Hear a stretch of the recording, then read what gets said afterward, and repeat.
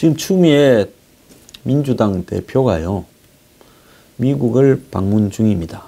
미국을 방문 중인데, 추미애 대표가 국내에서는 좀 할 일이 없어가지고 언론에 자신의 목소리를 내는 일로는 별로 등장하지 않다가 미국에 가서 한국 기자들을 만나가지고 목소리를 많이 내고 있습니다. 그래서 이 미국이 북한과 대화 쪽으로 무게를 싣고 있다라는 이야기도 하고, 그러면서 안보나 FTA 같은 문제에 이 미국 측에 자신의 입장을 전했다라고 말을 하면서, 말을 하는 도중에 트럼프의 DMZ 방문에 대해서 좀 실언을 했습니다. 그 말은 무슨 말인가 하니, 제가 뉴스 브리핑에서 거의 유일하다시피 지난번에 트럼프가 DMZ를 방문할지 모른다, 한번 지켜볼 일이라고 트럼프가 오기 전에 이야기를 했고, 또 트럼프가 DMZ를 갈라 했는데 결국 기상관계로 가지 못했지만은, 그때 트럼프가 먼저 제안을 했지 문 대통령이 제안을 했다는 말은, 여러 가지로 그 이전에 한국 정부가 DMZ 방문을 끓이면서 평택 기지로 미국 대통령을 데려가려고 했던 모습과 모순이 된다.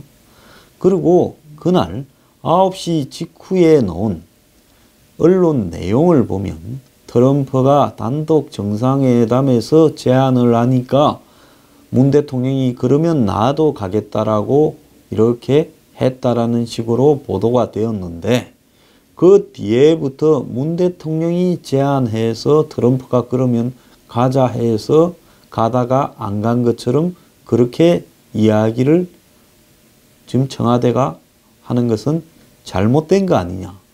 자, 이게 어차피 안 간 거라는 사실에서는 뭐가 다르냐, 별 중요한 문제가도 아니다라고 생각하겠지만은, 한국의 청와대가 틈만 나면 미국이나 일본과 있었던 중요한 협상 내용들을 거짓으로 말하거나 왜곡되게 말하면서, 또 더 나아가서는 그런 것들이 미국이나 일본의 언론이 잘못한 거라면서 툭하면 따지고 항의하고 그걸 확인해 달라고 미국 일본 정부에 전화질을 하고, 이런 것들이 너무 몸에 배어 있고, 언론들은 이런 사실을 규명하는데 그야말로 관심조차 없는 듯이 청와대 눈치만 보고 있기 때문에, 저는 이 문제가 매우 중요한 문제라고 생각을 하는 겁니다. 어떤 측면에서 중요하냐 하면요, 청와대가 거짓말을 밥 먹듯이 하면서 국민을 속이고 있는데, 작은 거든 큰 거든요, 거기에 대해서 언론들이 최소한의 조금만 신경을 쓰면 파악할 수 있는 진위 논쟁에 대해서도 알려고 하지도 않다라는 겁니다. 지난번에 문정인이 문 대통령이 7월 달입니까? 트럼프하고 통화를 하다가 톤을 좀 낮춰라라고 말했다는 거, 그거 제가 뻥이라고 이야기를 했는데 청와대는 확인해 줄 수 없다라면서 문정인 말에 마치 비중을 실는 듯 이렇게 넘어갔습니다. 그것뿐만 아닙니다. 뉴욕에서 유엔 총회 때 9월 달에 한미일 정상회담을 할 때 아베가 이 북한에 800만 불 주는 문제에 문제 제기를 했고, 트럼프가 동참했다라는 부분에 대해서도 그 일본 보도가 있었을 때도 그런 이야기가 있었고요. 그 외에도 지금 한미 정상회담이 이 항공모함의 합동 해군 훈련 부분에서 한국이 참여하지 않는다, 이런 어떤 이 트러블 때문에 확대 정상회담이 40분이 단축되어서 70분 하기로 한 걸 30분만 하기로 했다. 이런 문제들에 대해서 한 번도 제대로 확인이 되지 않는 겁니다. 자, 추미애 대표가 어쩌다가 이 이야기를 했는가 하면, 지난 18일 뉴욕의 동포 간담회에서 자신의 대표직 수행을 문재인 대통령과 비교하면서 당대표의 수명이 단명해서 문재인 대표도 미국에 한번 오지도 못하고 이렇게 물러났다. 문 대표도 못해본 일을 자기가 하고 있다. 이래 자랑을 했습니다.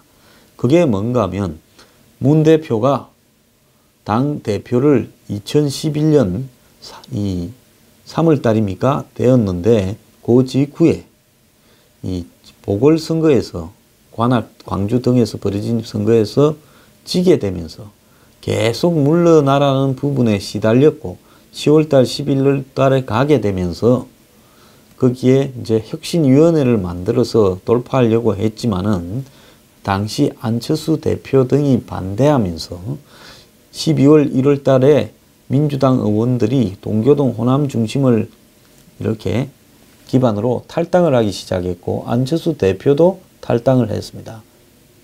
그래서 이 문 대표가 총선을 앞두고 물러나면서 비대위원장에 김종인 씨를 앉혔죠. 그래서 1년 남짓한, 1년도 안 되죠. 비대위가 2월달쯤 출발했을 거니까. 그러니까 1년도 안 되는 기간에 대표를 하게 되면서 미국을 방문하려다가 못했는데 나는 장기간 대표를 하고 있기 때문에 미국도 왔다. 이 자랑을 한 겁니다. 자, 문 대통령과 트럼프 대통령의 DMZ 추진과 관련해서 트럼프 대통령이 사전에 없던 스케줄을 바꿔 먼저 가보고 싶다고 제안했다라고 말을 전했습니다. 또 의회 연설을 마치고 정세균 의장을 붙들어서 DMZ에 안내해 달라고 말을 했다라는 것까지도 전했습니다. 자, 트럼프가 얼마나 가고 싶었는데 한국 대통령이 황사 안개 때문에 못 간다 하고 우리도 겨우 내렸다 하니까 못 가고 돌아왔다가 국회 연설 때문에 국회 가서도 또 국회의장 붙들고 안내 좀 해주라 이렇게까지 했다는 겁니다. 문 대통령이 먼저 DMZ 방문을 제안했다는 청와대의 설명과는 다르다라는 것이 지금 추미애 대표의 입을 통해서 나왔습니다. 지난 8일 날 박수현 청와대 대변인은 문재인 대통령은 오늘 오전 도널드 트럼프 미국 대통령과 함께 비무장지대를 방문할 계획이었습니다. 이렇게 말을 했는데 그때 청와대에서 내놓은 말이 문 대통령이 트럼프 대통령에게 비무장지대 한번 가볼래? 당신 가보고 싶다고 그러지 않았냐? 그래서 트럼프가 가겠다 해서 같이 간 것처럼 이야기를 했는데요. 어쨌든 가지도 못하고 미수에 끝난 일을 그걸 갖다가 이왕 못 갔으니까 우리가 제안한 것처럼 그렇게 외부에 알려서 또 안보 문제에 대해서 문 대통령이 전혀 트럼프의 DMZ 방문을 싫어할 이유가 없었던 것처럼 보이려고 쇼를 한 겁니다. 자, 트럼프가 한국에 오기 전에 미국은 트럼프가 DMZ를 방문하려고 하기를 그렇게 원하는데 누가 반대해요? 한국 정부에서 반대해서 갈 수가 없다. 이걸 어떻게 해야 되나 하고 미국 내부에서 논란이 되었고 한국에도 보도가 되었습니다. 그러다가 안 간다고 보도가 난 시점에서 트럼프한테 직접 카메라를 들이밀면서 DMZ 갈 거냐라고 묻는 미국의 언론에 트럼프는 한번 두고 보자라고 이야기를 했고 저는 그래서 트럼프가 마지막 순간에 결정하는 입장으로 해서 DMZ를 갈 가능성이 열려 있다라고 이렇게 이야기를 했습니다. 그런데 한국에는 그런 부분은 없다라고 하면서 평택 기지에서나 성대하게 환영해 줘서 불만을 못 가게 만들어야 되겠다 생각을 해서 문재인 대통령이 원래 청와대에서 트럼프를 맞이하게 됐는데 그렇게 기획이 돼 있었는데 평택 기지에 나타나서 트럼프가 이 오산 비행장에 내려서 평택 기지를 방문하는데 동행을 하다가 청와대로 같이 왔습니다. 소통 좋아하고요. 그 다음에 국민과 대화 좋아하는 청와대가 지금 골치 아픈 일에 빠졌습니다. 청와대 홈페이지에 국민청원하는 파트를 만들어 가지고 청와대가 청원 게시판을 신설하면서 청와대는 직접 소통을 하는데 국민이 물으면 정부가 답하는 철학을 지향한다고 지난 8월 20일 날 대국민 100일 보고대에서 이걸 갖다가 만들었습니다. 그러면서요, 직접 민주주의를 국민께서 요구하고 있다. 이러면서 이걸 갖다가 만들어서 청원 게시판을 신설하고 그리고 페이스북 등 SNS 소통을 강화하고, 그래서 트럼프가 왔을 때 청와대 대변인이 직접 페이스북에 라이브 중계 방송을 하다가 미국 경호원한테 경고를 받기도 했죠. 그런데 국민이 물으면 청와대가 답을 한다라는 청와대가 지금 매우 곤혹스러워졌답니다. 3개월 지났는데요. 자, 별의별 청원들이 지금 난무하고 있고, 심지어 뭐 제사를 폐지하자라는 청원들부터 시작을 해서 이 여성이 결혼 후 불러야 하는 호칭 개선, 자유한국당 위헌 정당 해산, 심판 청구 요청부터 심지어 히딩크 감독을 대표팀으로 해달라는 청원까지 별의별 이야기가 다 올라오고 있다는 겁니다. 그럼에도 청와대는 최근에는 매일 SNS 생중계로 청와대 소식을 전하는 11시 50분 청와대입니다 라는 코너도 만들었다는데, 이제 청와대가 언론의 역할까지 같이 하려고 하는 비판에도 직면을 했습니다. 그래서 이런 청원이 3개월 만에 4만 5천 건을 돌파했는데, 대통령의 권한을 넘어선 온갖 청원들이 밀려오기 시작하면서 이제 국민신문고가 되어가고 있죠. 그러다 보니까 이 편향성에도 이명박 출국 정지, 한국당 해산 이런 것들도 있고, 그 다음에 이 홍종학 이 추천을 철회라는 청원까지도 있었다는 겁니다.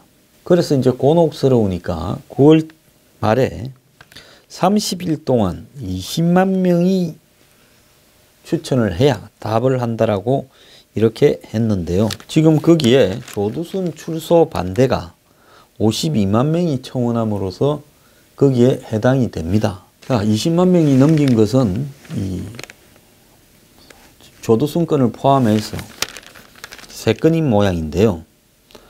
한 건은 답변을 완료했고 한 건은 답변을 대기하고 있다. 그 대기는 낙태죄 폐지고 소년법 폐지 부분에 대해서는 답변을 완료했다고 합니다. 자, 그래서 이 2달간 20만 명이 추천하지 못해서 자동 폐기된 게 15,000건이 넘고요. 총 청원은 아까 말한 대로 45,000건이 넘습니다. 그런데 조두순 문제에 대해서는 이 법적으로 불가능하다라는 것이 현재의 지금 법률가들의 입장인데, 이 부분에 대해서 청와대가 뭐라고 답을 할 수 있겠습니까? 차라리 국민소환제나 국민발의제나 이런 부분으로 법적으로, 헌법적으로 이 부분을 보장을 해야지, 청와대가 직접 민주주의를 주창하면서 이런 식으로 하는 것이 옳으냐라는 부분에 대해서 여러 가지 지적이 나오고 있고요. 지금 청와대가 일방적으로 홍보, 전달만 하면서 국민을 설득하려고 시도했지만은 그 전달은 실패하고 있다라는 이야기도 많이 나오고 있습니다. 즉 조국 수석 같은 경우에는 취임 당일을 제외하고는 단 한 번도 춘추관을 찾아와서 기자를 만난 적이 없다고 합니다. 지금 8명이 낙마하는 차관급 이상 최다 낙마를 갖다 지금 하고 있죠. 그러면서 국회 출석 요구에도 응하지 않고요. 그 소년법 폐지 청원에는 답을 하기 위해서 친절한 청와대에 출연을 했다고 합니다. 이 친절한 청와대라고 답을 해주는 코너가 있는 모양이죠. 청와대 소통 좋아하면서요. 결국 제가 뭐라고 했습니까? 우리 사회의 모든 것은 법과 규칙 제도에 의해서 움직입니다. 이 법과 규칙 제도가 불합리한 부분이 있을 수도 있고 불편한 부분이 있을 수도 있지요.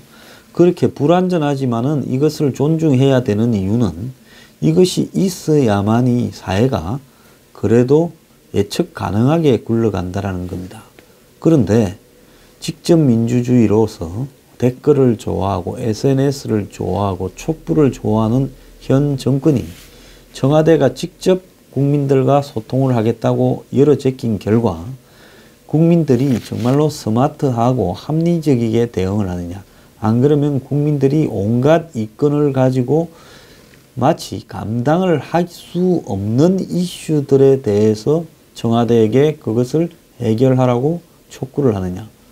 이런 부분에서 애초부터 청와대가 이런 청원을 받겠다고 하면 어떤 말들이 올라올 건가 하는 것은 충분히 예측이 되었음에도 쇼 좋아하다가 지금 큰 곤욕을 치르는 상황이 되어버렸습니다.